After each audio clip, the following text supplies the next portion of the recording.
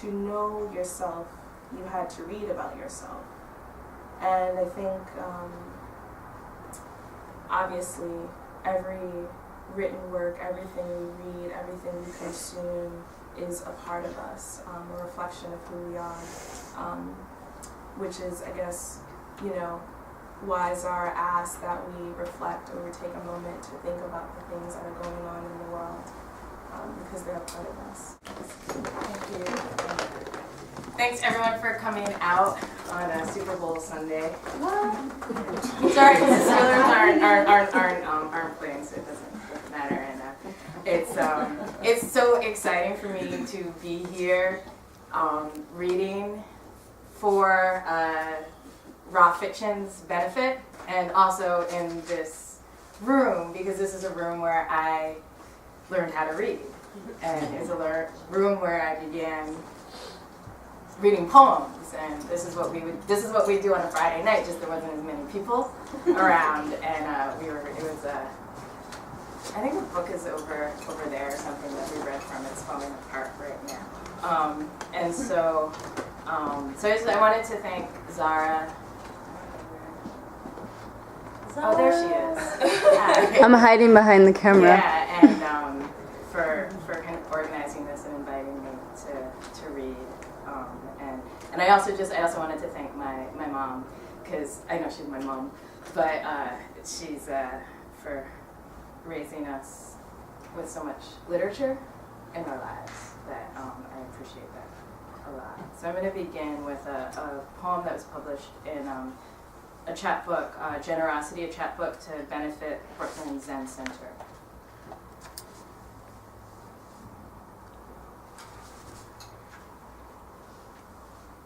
Naked on the grass. Last night, windows, red-drenched cloud of sunset returned. A year in this top-floor apartment, harbinger of autumn. I now know something about how an earth and sun move in relation, erase nouns to each other. Cloud canvas. And so the next poem I'm going to read is really new. It's I'm keeping a Newark log, and I live in Newark now. And putting together the stuff for this reading, because I know it's reading in my house, is very personal, and so I was kind of thinking about like, well, what do I want to read? So I get to kind of connect to my histories, and so one of the people who I'm reading with is Sarah Nolan, and we know each other because our moms run together, and that so part of the family and the communities that I grew up in is literature, but it's also running. And so when I got to Newark and it's trying to figure out how do I fit into a new city where I don't I don't know all that many people, that running, I realized that's one of the ways that I was raised to build community. So I wanted to read this poem, and then I'm going to end with 4 poems. I've put together a manuscript, so I'm going to read from that, which will be my first time. So this is 3. It's Weequahic Park is the park I run in. So also in the park, the swans, and one all puffed and angled and caught in the light of the morning sun. When I got up to it, he on the water, I on the jogging path, he started flapping his wings and began a low fly just above the water and parallel to me. And I decided I didn't want him to pass me. So I started running faster, and he beat his wings faster, and I am sprinting and he is flying, and I pass him with a last push, and then he passes me as we both slow down, him back to gliding on the water, me to jogging on the path. So it's a Weequahic Park. It's really great running. So I'm going to read 4 poems. In 2013, At the beginning of the year, I finished a manuscript of poems that I'd been working on for almost 15 years. Woo. And yeah, and at the, it was a really great feeling. And at the end of 2013, I finished a dissertation that I'd been working on for almost 10 years. So it was a good year. It was a hard year. It was really hard, a lot of work. But, so I'm going to read from the manuscript's called Saturday Night Wonderful. I'm going to read the first poem and then 2 poems from the middle, and including the title poem, and then I'm going to read the last poem.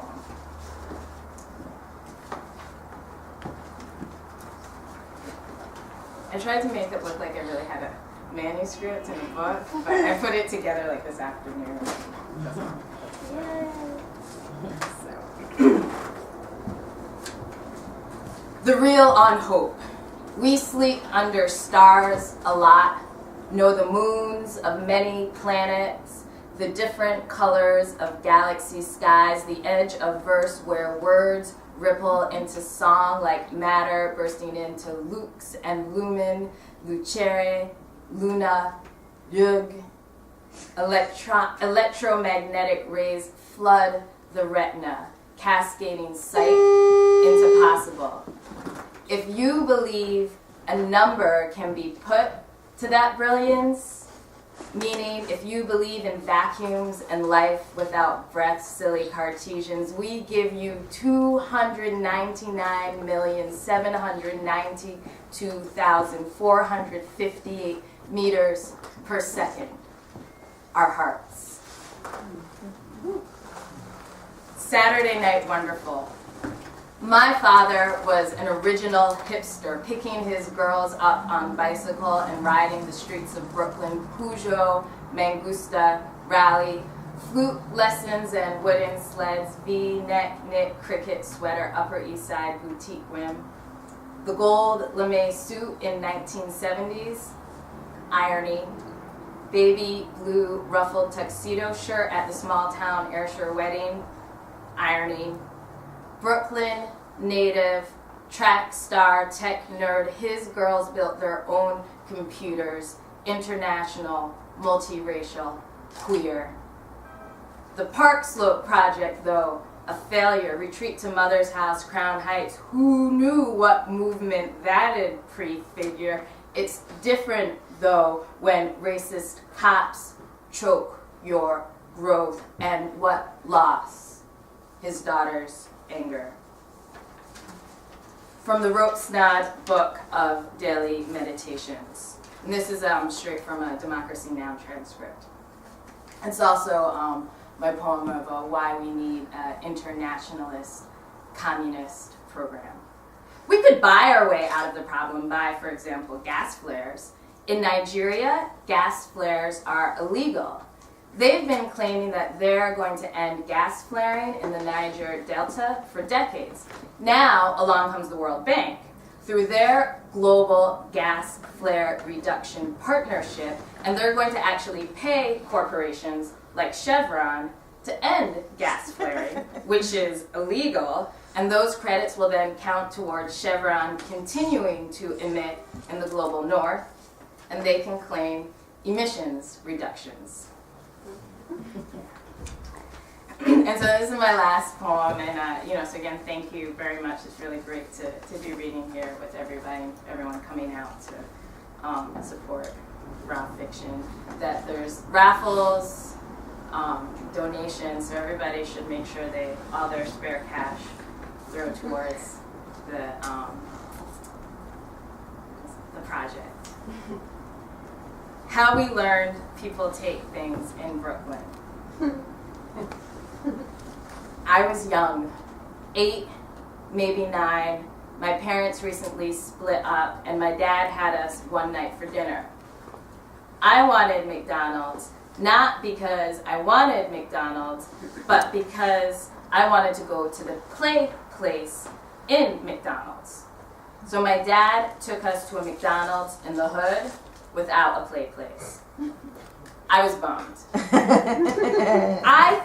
He thought I was bummed because it had to do with race, because I didn't look black enough, and was happy about that. But he was wrong about why I was bummed this time. It was just that I wanted to be at the McDonald's with a play place.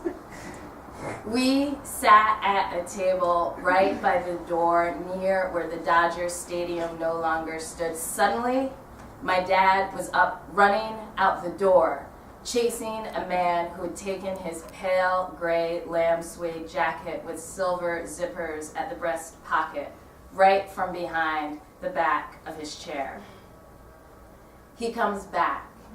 The man who taught me to run and shoot hoops like a girl who knows how to run and shoot hoops, who decades later would sit drinking juice on my lover's porch, haze of weed, cigarettes, and whiskey as she chatted up my wife, saying nothing of my obvious soon-to-be failures at Don, and tells us he would have caught up, but there were two. The one who stole the jacket after a block was able to hand it off to another runner. What beautiful brilliance to relay like that, which is how, dear, we learned to hold dear what we are going to hold forever. Love. Thank you.